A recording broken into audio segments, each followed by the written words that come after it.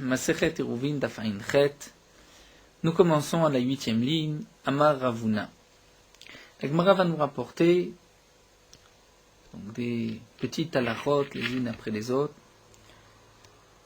aussi concernant les dinim de ce mur qui fait dit Fahim, que nous voulons diminuer avec l'aide d'échelles, ou bien nous allons voir des morceaux de bois posés sur le sol, des troncs de bois, et d'autres cas encore que la Gemara nous rapportera. Tout d'abord, la Gemara reprend Amar Ravuna Amoud Birshut Arabim. Nous avons un pilier dans le domaine public, Gavoa Sarah, qui a une hauteur de dit Fahim Verachav Arba'a, qui est large de 4 sur 4. Nous savons, comme nous l'avons vu dans Maseret Shabbat, du Maseret Eruvin, lorsqu'un Hamoud a une hauteur de dit Fahim et qu'il est large de 4 sur 4, son statut est Reshut Hayachid en haut. Sur la surface plate de ce Hamoud, c'est un Reshut Hayachid. Et si on prend un objet du sol, du domaine public, et qu'on le pose sur ce Hamoud, on a transgressé Shabbat, on a rentré un objet du domaine public vers un domaine privé. Et inversement aussi. Ravuna nous dit dans le cas où, sur cette surface, sur ce Hamoud, Na'atz bo yated, il a planté au milieu yated, un pieu, une cheville. Kol shiu, même si ce yated, ce pieu est très petit, miato, le pieu a diminué la largeur de 4 sur 4, et donc maintenant nous n'avons plus de Reshut Hayachid au-dessus. Jusqu'à présent nous avions un Reshut Hayachid de 4 sur 4, mais puisqu'on a enfoncé un pieu, donc il n'y a plus 4 sur 4, ce n'est plus un Reshut Hayachid. Amar Ravada Barava, mais Ravada Barava continue et précise à condition de Gavo Ashlosha, que ce pieu ait une hauteur de 3 tfachim. Si le pieu a moins de 3 tfachim, donc on ne considère pas qu'il ait diminué la largeur, surface de ce hamoud, c'est considéré toujours comme étant, puisque nous avons vu toujours dans les 3 tfachim que c'est comme si c'est au niveau du sol, c'est comme si c'est au niveau du hamoud. Abaye verava d'amrit arvayu, Abaye verava rajoute, ils nous disent tous les deux, afalpishen gavo ashlosha, même si ça ne fait pas 3 tfachim, puisqu'il y a un pieu, ceci a diminué la largeur de 4 sur 4, et ce n'est plus un Reshut Hayachid. Maïtama, pour quelle raison? L'homme ishtameshle, puisqu'on ne peut plus utiliser de la même manière cette surface, 4 sur 4, c'est un endroit chachouv qu'on peut utiliser. Lorsqu'il y a un pied au milieu, on ne peut plus l'utiliser, ou sur les côtés. Ravashi Amar, Ravashi rajoute et dit Afilu shegavoa shlosha. Ravashi, même dans le cas où il y a un pieu qui fait plus de 3 tfachim, malgré tout, le yated n'a pas diminué la largeur de 4 sur 4. Pour quelle raison? Maïtama, efshad et talebemide. On peut toujours utiliser cette surface en accrochant quelque chose sur ce pieu, et donc ça reste un Reshut Hayachid. Puisqu'on peut l'utiliser, c'est comme l'utilisation du hamoud, du pilier lui-même, c'est un Reshut Hayachid. Et donc si on prend un objet du Reshut Arabim mais qu'on le pose dessus, on a transgressé Shabbat. Amarle Ravacha beride Rava le Ravashi. Ravacha beride Rava pose la question à Ravashi. Mais là, au kulo beitidot, toujours le même pieu qui fait 4 sur 4 et qui a une hauteur de dit Fahim.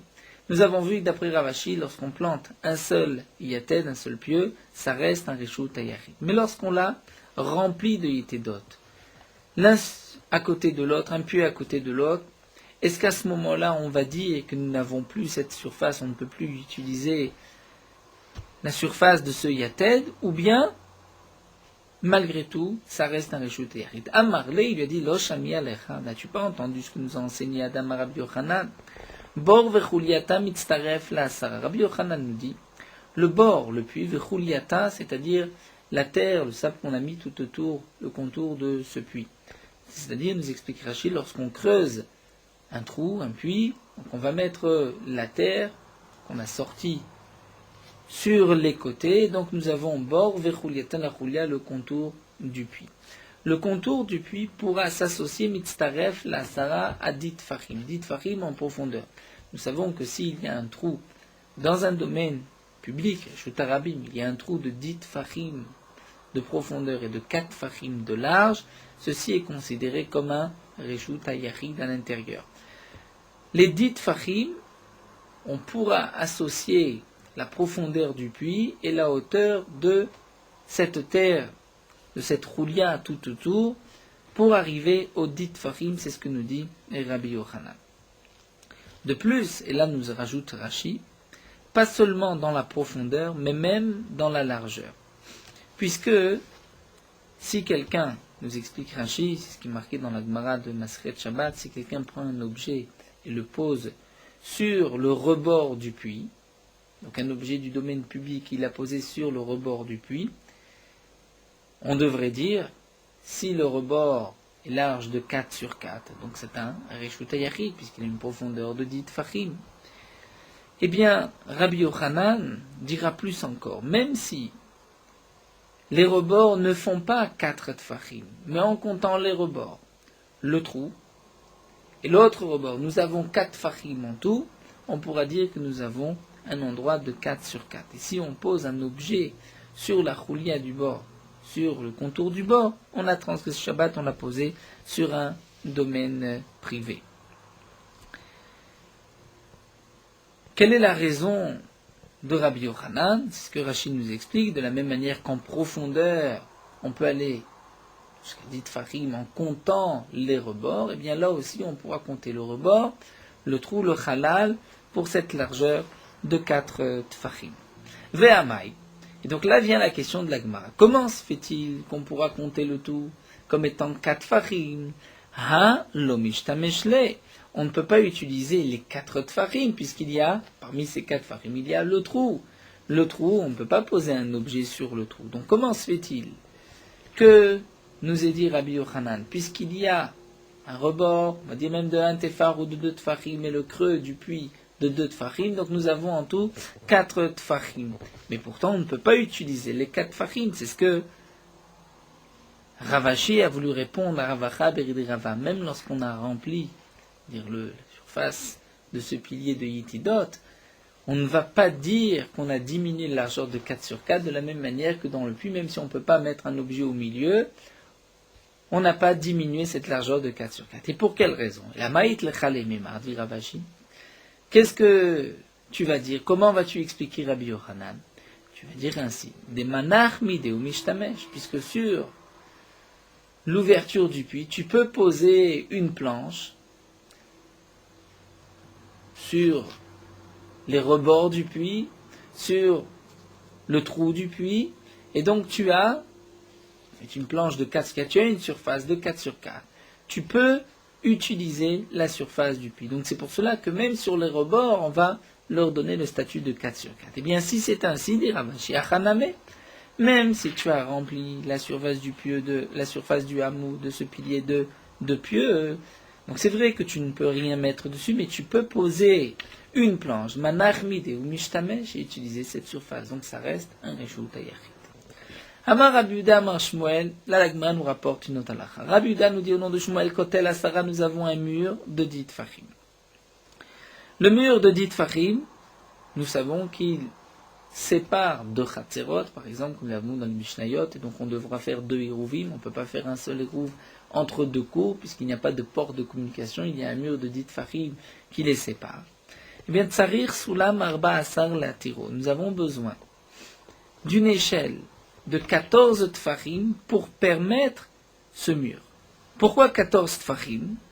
Nous explique Rashi, puisque l'on doit éloigner un petit peu l'échelle du mur, qu'à mettre en diagonale, un petit peu comme la photo, le dessin que nous avons à gauche dans Tosfot, pour que l'on puisse monter sur le mur. Si l'échelle se trouve collée au mur, donc une échelle de 10 Tfachim, elle est collée au mur, on ne peut pas monter facilement. Donc il faut éloigner un petit peu l'échelle du mur. Rashi va nous dire, puisqu'on doit éloigner 4 Tfachim l'échelle du mur, donc c'est pour cela que nous avons besoin d'une échelle de 14 Tfachim. En vérité, Tosot pose la question, le calcul n'est pas tout à fait exact, puisque nous avons vu plus haut le din du Alarson, lorsque nous avons 1 sur 1, la diagonale est de 1 et de 2 cinquièmes. Donc imaginons, nous dit Tosfot, si on a 10 Tfachim de hauteur, et qu'on va éloigner l'échelle de 10 Tfachim, donc nous avons 10 sur 10, nous allons donc compter chaque fois, pour chaque Tefar, la diagonale sera de 1 téphar et de 2 cinquièmes. Donc pour 10, nous avons 10 tfachim et 20 cinquièmes. 20 cinquièmes, ça donne combien? Ça donne 4, donc nous avons 14 tfachim. Donc en vérité, les 14 tfachim, c'est pour éloigner l'échelle de 10 téphar du mur. Effectivement, d'après certains rishonim, nous avons besoin ici d'un angle à 45 degrés. Et donc c'est pour cela qu'il nous faut 14 tfachim pour pouvoir éloigner même 10 tfachim l'échelle du mur pour que l'on puisse monter facilement sur ce mur. Nous voyons aussi, comme le soulèvent les rishonim, que que l'échelle doit arriver jusqu'en haut du mur. Bien que plus haut, nous avons vu que n'est pas obligé d'arriver jusqu'en haut. Il faut qu'il y ait moins de 10 tfachim à partir de cette échelle. Donc les rishonim font une différence entre le din simplement de pouvoir utiliser le mur ou bien de pouvoir faire un hérouv, que ceci soit considéré comme une ouverture, comme une porte. Donc pour utiliser, effectivement, nous avons vu que même si on n'arrive pas jusqu'en haut du mur, mais il reste moins de 10 tfachim, on pourra utiliser le mur. Mais pour ici considérer le mur comme étant ouvert grâce à cette échelle, il faut que l'échelle arrive jusqu'en haut du mur. Ça, c'est ce que nous dit Shmuel, donc une échelle de 14 tfachim. Rav Yosef Amar, Afilu shlosha asar umashu. Rav Yosef dit, même si ce n'est pas 14, même si c'est 13 et un petit quelque chose. Pourquoi 13 et un petit quelque chose? L'explique Rashi.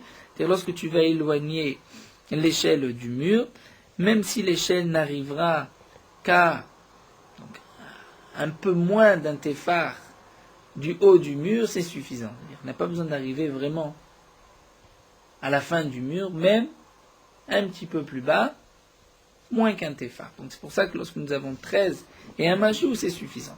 Abaye Amar Afilo Achad Asar Machou. Abaye va nous dire même 11 et un machou. Pourquoi 11 et un machou? Puisque Rashi nous explique, d'après Abaye, on fait intervenir la notion de lavoud. Donc tant qu'on est dans les 3 tfachim du haut du mur, c'est suffisant. Ravuna Beridra Vishwa Amar Afilo Shiva ou Machou. Ravuna Beridra dit même s'il y a 7 et un machou, toujours grâce au principe de lavoud, pour arriver à 10, la particularité, c'est que Ravuna Beridra n'exige pas que le soulam soit penché, mais même s'il est fixé contre le mur, c'est suffisant, comme nous allons le voir au nom de Rav. Amarav, Soulam, Zakouf, Memaet. Lorsque nous avons un soulam, une échelle qui est droite sur le mur, ceci peut diminuer la hauteur du mur, c'est-à-dire on considère comme c'est une ouverture, bien qu'on ne peut pas facilement monter sur le mur. Soulam, Zakouf, Memaet, Gemara, donc c'est un enseignement que Rav a reçu de ses maîtres, Velo Yadana Maitama, et il ne sait pas quelle est la raison de cet enseignement, étant donné qu'on ne peut pas, nous explique Rashi, monter facilement sur cette échelle. Amar Shmuel velo yada abata Amar, Shmuel s'étonne et dit, toi Rav, Shmuel surnommé Rav Abba, il dit, tu ne sais pas quelle est la raison de Hamilton, midé de Ave Itztaba, c'est le même digne qu'une Itztaba, nous avons une petite estrade sur une autre que nous avons vu plus haut, que lorsqu'elles sont l'une à côté de l'autre et qu'il y a ensuite moins de 10 tfachim, ceci est memaet la hauteur du mur. Donc Shmuel dit, de la même manière que la Yitzteba, même si c'est collé au mur, c'est suffisant, là aussi, lorsque l'échelle sera collée au mur, c'est valable, ça diminue la hauteur du mur. Amar Rabba Amar Rabichia, une autre halakha nous dit Rabba au nom de Rabichia, Dekalim Shebe Babel. Enan Tzrim Keva. Dekalim, les palmiers de Babel. C'est-à-dire, nous explique Rashi, des morceaux du tronc les palmiers de Babel, lorsqu'on les pose à côté du mur pour diminuer la hauteur de 10 tfachim, enan tzrim keva, c'est-à-dire on n'a pas besoin de les fixer. Pourquoi? Nous explique Rashi, bien que c'est a priori davar anital, donc ça peut être déplacé, nous avons vu plus haut que davar anital et nommé maed dans le daf précédent, malgré tout, ici nous explique Rashi, étant donné que ces kélim sont lourds, donc personne ne viendra les enlever, c'est pour cela qu'on considère que ça diminue la hauteur du mur. Maitama, kevedan, kovatam. Le koved, le poids de ces troncs, les fixe au sol même lorsqu'ils ne sont pas fixés. Ils ne sont plus considérés comme étant metaltelim provisoirement placés ici. Et Rav Yosef Amar Rav Osha, Rav Yosef dit au nom de Rav Osha, sous la mode chez Bavel Natsrim Kiva. Même les échelles de Bavel n'ont pas besoin d'être fixées au sol, Maïtama, puisque Kevedam Kovatan, le Koved, le poids de ces échelles les fixe au sol. Et l'Agma continue, Madame Aslam Rochken des Kalim, celui qui a dit les échelles, que les échelles sont lourdes, donc à plus forte raison les troncs d'arbres, Madame des Kalim, mais peut-être sous la motlo, les échelles ne sont pas aussi lourdes que les troncs d'arbres. L'Agmara a l'habitude, lorsque nous rapportons deux enseignements, et que ces enseignements, ils sont les mêmes, la raison est la même, l'Agmara va essayer de chercher une différence entre les deux. Y a-t-il une marloquette ou pas? Donc la Gemara nous dit, celui qui explique que les soulamot, c'est-à-dire les échelles, sont considérées comme étant lourdes, donc à plus forte raison qu'un tronc c'est lourd. Donc lui, c'est sûr qu'il est d'accord avec l'enseignement précédent. Mais celui qui nous a dit les décalim, les troncs d'arbres, peut-être que dans le dîne des soulamot des échelles, il ne sera pas d'accord, il pensera qu'il faut les fixer, puisque l'échelle n'est pas considérée suffisamment lourde pour être considérée comme fixée au sol. Baïmine Rav Yosef, mais Rav Yosef a posé un problème à Rabba. Soulam Mikan, de Soulam Mikan, nous avons une petite échelle d'un côté, une petite échelle de l'autre. Et nous avons, entre les deux, Vekashin Be'emtsa. Et nous avons de la paille entre les deux. Nous avons des échelons de paille entre ces deux morceaux, ces deux échelles. Donc on parle bien sûr dans le cas, nous dit Rashi, où chaque échelle ne fait pas 2 tfarim. Et on ne peut pas les associer à avoir en tout 4 tfarim, puisque nous avons vu que la largeur d'un pétard d'une entrée, c'est 4 tfarim, donc il faut que l'échelle soit de 4 tfarim. Quand nous avons des morceaux d'échelle, des échelles, petites échelles, qui sont étroites, qui ne font pas 2 tfarim, font moins de 20 cm, qui ont été posées l'une à côté de l'autre, et on va faire des échelons de paille pour arriver à cette largeur de 4 tfarim. Est-ce que c'est valable ou pas? Amarli le dit, en kafarigel olebaem. La plante de pied ne peut pas monter sur cette paille, ça ne tient pas, ce n'est pas suffisamment solide, et donc ça ne s'appelle pas une ouverture. Maintenant, dans le cas contraire, kashin mikan ve kashin mikan de sulam bemtsa. Il y a une véritable échelle au milieu. Mais on a rajouté avec de la paille sur les côtés pour agrandir l'échelle. Est-ce que dans ce cas-là, nous avons une échelle de 4 farim? Marley, il a dit là oui, puisque areka faregel ou labaem, puisque là on peut poser le pied, étant donné qu'on pose le pied au milieu, nous dit Rashi, donc là au milieu, c'est sur l'échelle. Nous tournons la page.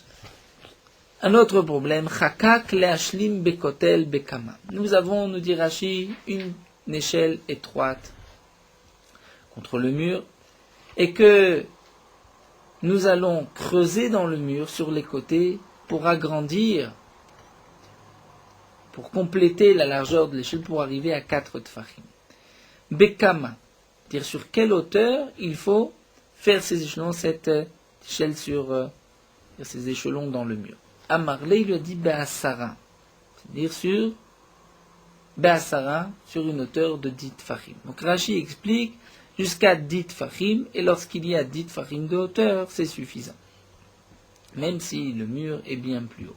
Tosfot n'est pas tout à fait d'accord avec cette explication, puisque nous avons vu qu'il faut que ça arrive jusque en haut, au moins dans les 10 tfarim du haut. Donc Rabbi Noutam donne la dernière explication de Tosfot, que l'Agma nous dit Ba'asara, c'est-à-dire qu'il y ait moins de 10 tfarim entre la fin de l'échelle et le haut du mur.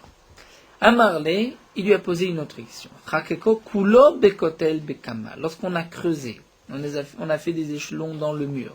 Bekama, sur quelle hauteur il faut creuser ces échelons de 4 farim pour pouvoir considérer que ceci est une ouverture dans le mur, par exemple dans 2 chatzerot, qu'on puisse faire un seul érouve. Amarle, il lui a dit melo komato, dire melo komato, toute la hauteur du mur.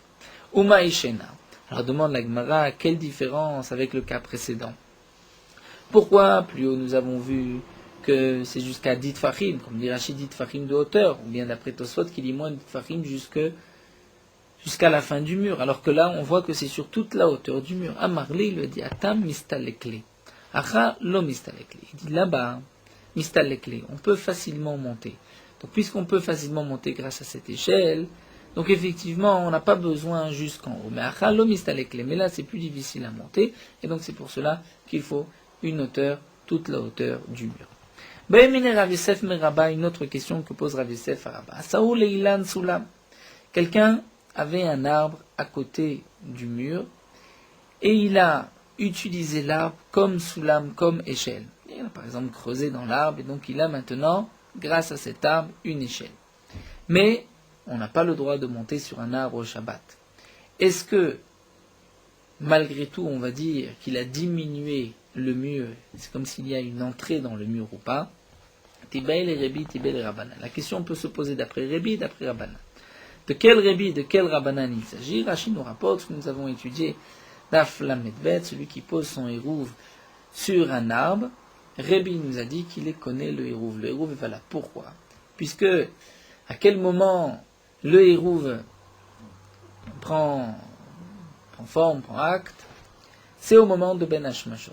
Et au moment de Ben Hashmashot, puisque c'est un safek, est-ce que c'est Shabbat ou ce n'est pas encore Shabbat, et que l'interdiction de monter sur un arbre n'est qu'une interdiction midé Rabbanan, donc Rébi pense que le hérouve est valable. Pourquoi? Le hérouve, nous avons vu qu'il faut pouvoir le consommer, pouvoir le prendre, Ben Hashmashot. Donc il est sur l'arbre.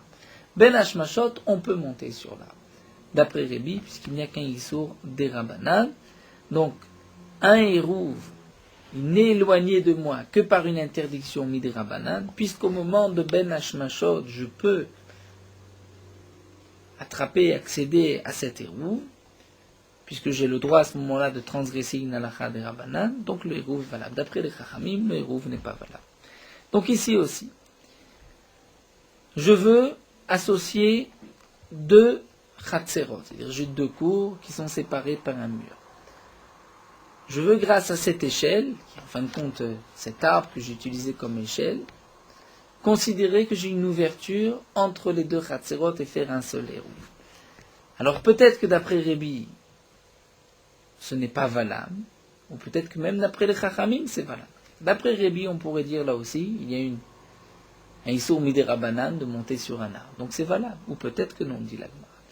Quand est-ce que les Chachamim n'ont pas fait de Gzera?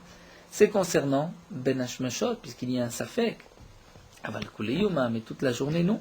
Et étant donné, nous dit Rashi, que ici pour le Hérouv Chatzerot,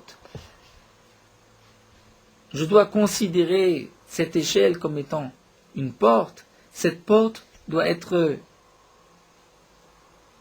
considérée comme telle pendant tout Shabbat. Et pendant tout Shabbat, je ne peux pas monter sur le mur. Donc peut-être que ce n'est pas valable.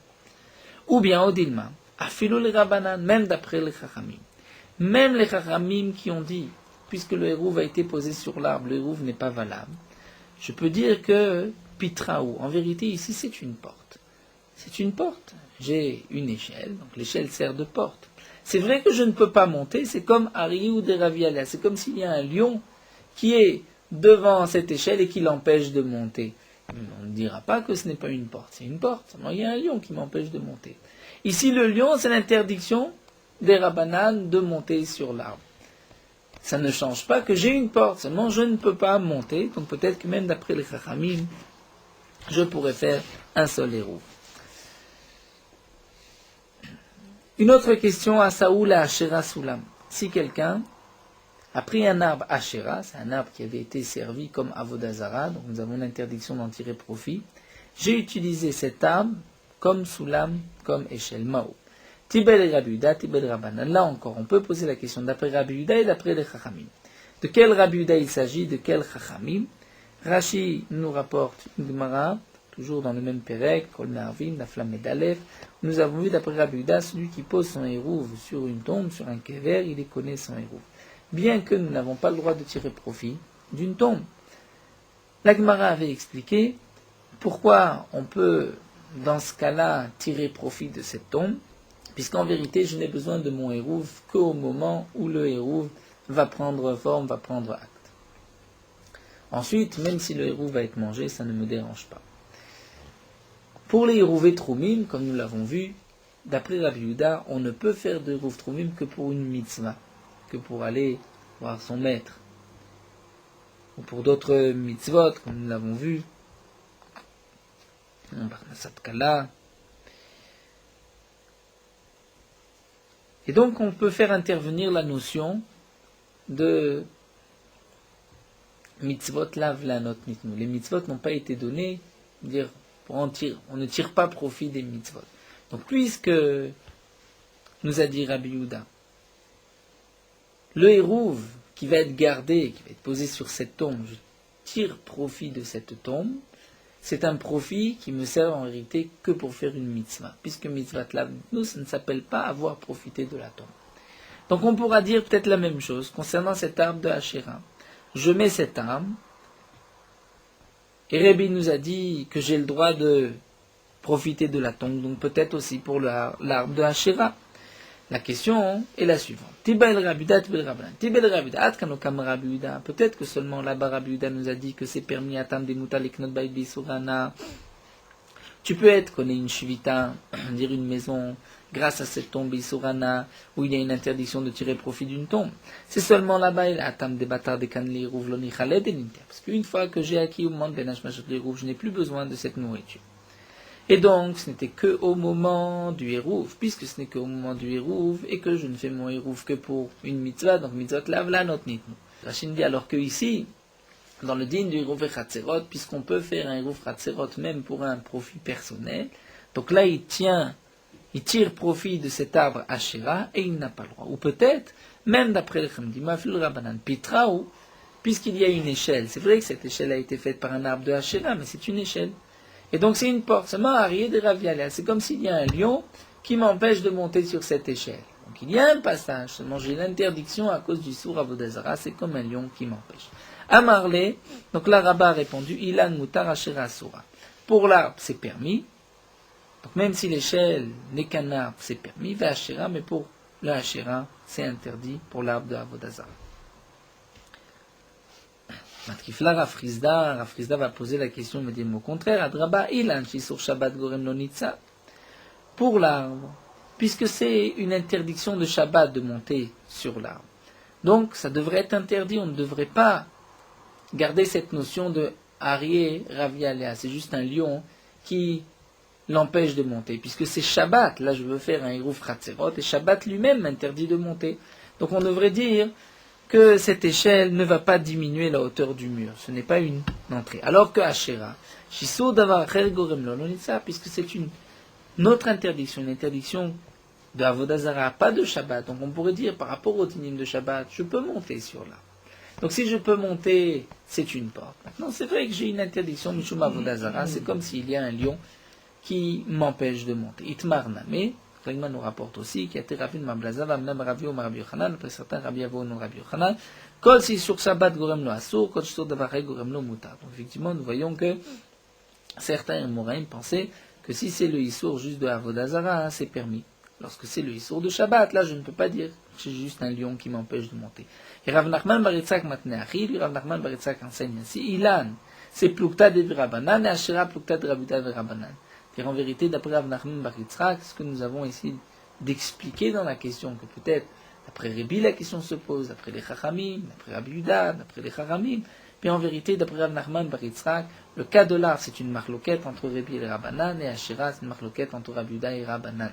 Et c'est vrai que, dans le cas de l'arbre, d'après Rébi, ceci est considéré comme une porte. D'après les Chachamim, ce n'est pas valable. De même pour la Asherah, d'après Rabbi Yuda, c'est bon, d'après les Chachamim, ce n'est pas bon. Nous continuons avec la Mishnah suivante. Jusqu'à présent, nous avons vu le din d'un mur entre deux cours. Quel va être le din lorsque nous avons Charitz ben Shtechat, un trou entre deux cours. Amok Yud qui a une profondeur de 10 Verochav Dalet et qui est large de 4. Me'arvim Shnaim ben Me'arvim Mechav. Là, de la Mishnah, on fera deux Hiruvim. On ne peut pas associer les deux cours. On ne peut pas faire une seule et même cour étant donné qu'il y a un Charitz, un trou entre les deux cours. Si c'est moins que 4 tfachim, nous explique Rashi, donc là, on peut facilement enjamber, on peut considérer que le tout est une seule cour, on pourra faire un hérouv, ou bien deux, ou bien une seule cour. Mais lorsqu'il y a 4 tfachim, donc là on est obligé de faire 2 hérouvines si on veut, mais on ne pourra pas faire un seul hérouv. Et plus encore, afilo malekashoteven, même si le trou est plein de paille, de kashoteven, donc il y a une différence entre la paille, kashoteven c'est la paille qui a été coupée, la paille qui reste sur le sol. Donc, même si c'est plein de cache ou de teven, donc de cette paille, on considère que le trou, c'est comme s'il était vide. Malé afar otzurot, mais c'est plein de terre, otzurot ou de cailloux, là on considère que le trou est fermé et bouché, donc marvim echad ben marvim shneim. On fera un seul hérouve, on ne fera pas deux hérouves, puisque là on considère que c'est la même cour. Nathan alav neser, dans le cas où on a mis. Donc nous avons un charitz qui a une profondeur de 10 tfachim et qui est large de 4 tfachim. Nous avons dit qu'on ne pourra pas faire un seul hérouve, il faudra deux hérouves. Mais si on a posé neser, une planche rachav arba tfachim qui est large de 4 tfachim, et donc on peut facilement passer d'un côté à l'autre, ou bien dans le cas où nous avons deux balcons, l'un à côté, en face de l'autre, nous avons mis entre deux balcons une planche de 4 farines de large, donc dans ce cas-là, on a associé les deux balcons, marvim shneim, on pourra faire deux héruvim. Veim ratsu, et si les propriétaires veulent, marvim echad, pourront faire un seul hérouv. Parot mikan, mais si c'est moins que 4 tfachim de large, là, marvim shneim vermim echad, puisque le passage n'est pas facile. La Gemara va nous expliquer cette Mishnah. Donc tout d'abord, nous avons vu le premier din, lorsque nous avons un trou d'une profondeur de 10 tfachim et large de 4 tfachim, que ceci sépare les deux chatzerot, ça c'est une halakha qui est simple. Nous avons vu dans la Mishnah que même lorsque c'est plein de paille, malgré tout, on considère comme si le trou était vide. Demande la Gemara veteven lo chayitz, je vais nous dire de notre Mishnah que la paille ne ferme pas le trou, pourtant nous avons enseigné dans cette Mishnah. Matven sheben shte chatzerot. Si nous avons un tas de paille entre deux cours, Gavoa Asara, qui a une hauteur de 10 tfachim, donc ce mur, on va dire, de paille, va séparer les deux cours, marvim shneim vermu echad. On fera deux héruvim, on ne fera pas un seul hérouv. Donc tu vois que la paille, ce n'est pas comme ce que nous avons vu dans la Mishnah, que même lorsque le trou est plein de paille, on dit bon, la paille, ça, on l'enlève facilement, donc c'est comme si c'était vide. Puisque là, tu vois qu'on peut faire un mur de paille. Amar Abaye, Abaye dit, il y a une différence. Concernant la mechitza, le mur, tout le monde est d'accord que c'est valable. Mais concernant le din de chatzitza, c'est-à-dire, est-ce que ceci ferme le trou ou pas, là tout dépend s'il a l'intention de le laisser ou pas. Rashi nous explique, pour la mechitza, pour un mur de paille, même s'il a l'intention de l'enlever, mais tant qu'il est là-bas, ceci est appelé une mechitza, puisque, après tout, ça sépare les deux chatzerot, et comme Rashi nous rapporte, nous dit que même une selle et des keli behema, nous avons vu dans le camp Makifim Ba'el, on pouvait faire une mechitza, un mur, avec simplement des ustensiles. Alors que pour le din de fermer un trou, là tout dépend de mon intention. Si j'ai l'intention de laisser la paille, à ce moment-là, ça bouge et je n'ai plus une profondeur de 10, donc là on fera un seul hérouve. Lorsque j'ai l'intention de l'enlever, ça ne ferme pas le mur. Malé afar, lorsque c'est plein de sable, là la Mishnah nous a dit que le sable a fermé le trou. Le monde d'Agma va floubestama, ça voudrait dire même si il ne sait pas prononcer le propriétaire, je ne sais pas est-ce qu'il va le laisser ce sable ou va l'enlever, on considère que ceci a bouché le trou. Vatnan, pourtant nous avons une Mishnah. Baït, shemilaou teven, otzrurot. Une maison, shemilaou teven, otzrurot, qu'on a remplie de teven de paille, otzrurot ou de pierre ou bitlo, et qu'on a décidé de laisser là-bas la pierre ou la paille, batel. C'est batel. C'est-à-dire, nous explique Raji, cette halakha a été dite lorsque nous avons un mort dans une maison. Lorsqu'il y a un mort dans une maison, donc tout ce qui se trouve dans la maison est impur par la touma de Ohel.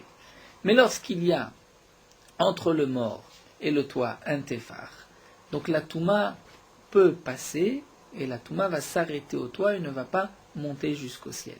Mais s'il n'y a pas entre le mort et le toit un tefar, donc à ce moment-là, la touma va monter jusqu'au ciel. Même si quelqu'un monte sur le toit, il deviendra impur. Donc, lorsque nous avons une maison qu'on a remplie de teven ou tzrurot, et nous avons rempli de paille ou de pierre, la paille a maintenant bouché toute la maison. Est-ce qu'on va dire que nous avons un espace entre le mort et le toit? Donc si quelqu'un monte sur le toit, il n'est pas impur. Eh bien la Mishnah nous dit, si on a décidé de laisser là-bas la paille ou les pierres, batel. À ce moment-là, c'est batel. Et donc, nous n'avons plus d'espace entre le mort et le toit. Si quelqu'un monte sur le toit, il deviendra impur. Donc nous dit la Gemara bitloïn, c'est seulement lorsqu'on a décidé de laisser la terre. Lo bitlolo, nous continuons encore d'affaire une tête quelques lignes. Lo bitlolo, mais si on n'a pas l'intention, on n'a pas annulé cette terre, ces cailloux, l'eau, dans ce cas-là, on ne dira pas que la maison est fermée et bouchée, et donc la Touma ne montera pas jusqu'au ciel. Amar Ravuna, Ravuna va répondre. De notre Mishnah, on voit que dans tous les cas, tu as posé du sable, ça a fermé le trou. Alors que pour les dynimes de Halot, il faut l'intention de laisser ce sable, ou ces pierres. Alors l'Agma nous dit Mantana ou Halot, Rabbi Yossé. Qui est l'auteur de la Mishnah de Halot? C'est Rabbi Yossé. Donc, puis c'est Rabbi Yossé, effectivement, il y a une marloquette. L'Agma demande au contraire, Rabbi Yossé Ifra, je me laisse, c'est Rabbi Yossé. Rabbi Yossé nous a dit le contraire des Tanya, nous avons une braïta. Rabbi Yossé Omer, Teven venatid lefanoto, areo kestam afa. Rabbi Yossé nous dit, lorsque tu as mis de la paille, toujours dans la même maison, il y a un mort et que tu as rempli la maison de paille, venatid lefanoto, tu n'as pas l'intention d'enlever la paille, areo kestam afar, la paille a le statut comme du afar, comme de la terre sur laquelle tu ne t'es pas prononcé, qu'en général, même lorsque tu n'as rien dit, c'est considéré comme si tu vas la laisser. Ou batel, et donc c'est batel à la maison, et nous n'avons plus d'espace entre le mort et le toit. Maintenant, afar va-t-il les fanoto. Si nous avons de la terre et que tu as l'intention d'enlever cette terre, alors kestam teven, ça devient comme de la paille sur laquelle tu ne t'es pas prononcé, velo batil, et ce n'est pas batel. Donc on voit d'après Rabbi Yossé que d'une manière générale, le sable, par définition, tu es mevatel, jusqu'à preuve du contraire. Le teven, dire la paille, par définition, tu n'es pas mevatel, tu vas l'enlever, jusqu'à preuve du contraire.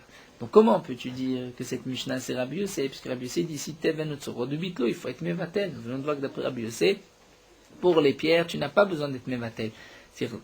Par définition, la pierre c'est déjà batel. Et la maravasi, au contraire, on va dire Mantana Hiruvin Rabbi Yossé, qui est l'auteur de Hiruvin, qui fait la différence entre la paille et le sable, la terre, et qui nous dit que pour la terre, c'est sûr, c'est comme si tu vas le laisser. Donc ça, c'est effectivement Rabbi Yossé, comme nous l'avons vu. La terre, par définition, reste là où elle est jusqu'à preuve du contraire, et donc ça bouchera, ça diminuera la profondeur de 10, alors que la paille, par définition, va être enlevée. Ça, c'est ce que nous a répondu Ravasi. Ravuna Abdelchoua Omer, Touma Shabbat, Karamit. Ravuna donne une autre réponse et dit je ne comprends pas la question, tu me rapportes une question de Touma contre Shabbat, une contradiction. Hana Risur Shabbat, laisse les dynimes de Shabbat, puisque Shabbat c'est particulier.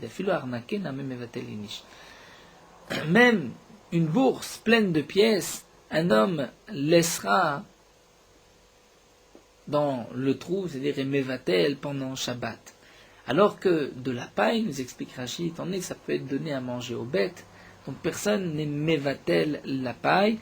Donc la paille, par définition, dans Shabbat, comme nous l'avons vu, c'est quelque chose qui va être enlevé, alors que la terre, les pierres, ça restera dans le trou, donc ça diminue la profondeur, même si généralement, comme dit de Touma, il faut une kavana. Mais Shabbat, même tu vois qu'une bourse, quelqu'un laissera Shabbat et Mevatel, alors que pour Touma, pour la bourse, on ne dira pas que c'est Mevatel, puisque certainement qu'il a l'intention ensuite de reprendre son argent. Ravashi Amar, Ravashi lui donnera une autre réponse, et va nous dire Baït Haritz Karamit. Est-ce que tu poses une contradiction de maison sur le Haritz? Bishlama Haritz, les mitmekai, et la Baït, les mitmekai. Il dit il y a une différence, nous dit Ravashi, entre une maison et un trou. Dans le trou, effectivement, on n'a pas besoin de kavana de le laisser, puisque généralement un trou c'est fait pour être rebouché. Donc on va le reboucher, on va mettre de la terre. Donc simplement lorsque tu as mis de la terre, on considère que tu as bouché. Alors que la maison, on ne remplit pas une maison de sable. C'est seulement lorsque tu as eu une kavana de laisser ce sable dans la maison. À ce moment-là, effectivement, on dira que c'est batel. Sinon, certainement que ce sable, tu l'enlèveras. Et donc, on peut dire qu'il y a entre le mort et le toit un téphar. Et donc, la touma montera jusqu'au toit, mais pas au-dessus. Alors, nous allons nous arrêter ici. On prendra ensuite la fin de cette Mishnah.